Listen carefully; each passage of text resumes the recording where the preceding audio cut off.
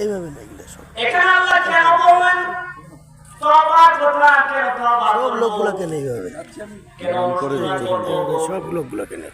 আমাদের সবাই অনুশোচনা করার কারণ হলো আল্লাহ রাব্বুল আলামিনকে যদি প্রশ্ন করি প্রভু আমরা সুন্দর মানুষ সুঠাম দেহের অধিকারী মানুষগুলো আমাদেরকে সৃষ্টি করেছেন আমাদেরকে কোন কাজ আছে পৃথিবীর জমিনে আমাদেরকে কি কোন উদ্দেশ্যে সৃষ্টি করা হয়েছে রাব্বুল আলামিন বলেন أفنسبتم أنما خلقناكم عبثا আমি এমনিতে মানুষকে সৃষ্টি করি নাই একটা কারণে সৃষ্টি করেছি কি কারণ রাব্বুল আলামিন ওয়ামা খালাকুতুল জিন্না ওয়াল ইনসা ইল্লা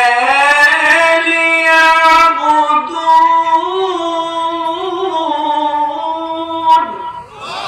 আল্লাহ কেন সৃষ্টি করেছেন জিন এবং মানুষ জাতিকে কোন জাতিকে জিন এবং মানব জাতিকে আল্লাহ সৃষ্টি করেছেন কেন একমাত্র তার ইবাদত করার জন্য কিসের জন্য আর কোন কাজের জন্য নয় আল্লাহ রাব্বুল আলামিন বলেন একমাত্র মানব জাতি এবং জিন জাতিকে আমি আল্লাহ সৃষ্টি করেছি আমার ইবাদত করার জন্য বন্দেগী করার জন্য আমার দাসত্ব গোলামি করার জন্য অন্য কোনো কারণে সৃষ্টি করি নাই রাব্বুল আলামিন খুব সুন্দর করে জানাই দিলেন ওয়া আন্নাকুম ইলাইনা লা তুরজাউন তোমরা সকলেই আমার কাছে ফিরে আসতে হবে ইবাদত করতে ভালো লাগে না যাও আসে মামা ইবাদত করতে চাও না কিন্তু এই কথাটা তোমার মাথার মধ্যে ঢুকায় রাখো তুমি ওয়া আন্নাকুম ইলাইনা লা তুরজাউন পরে আমি নিচে যাই করে দিচ্ছি আরে হুজুরকে সব লোকগুলো সব আমার সঙ্গে লোকগুলো উঠাইছি তো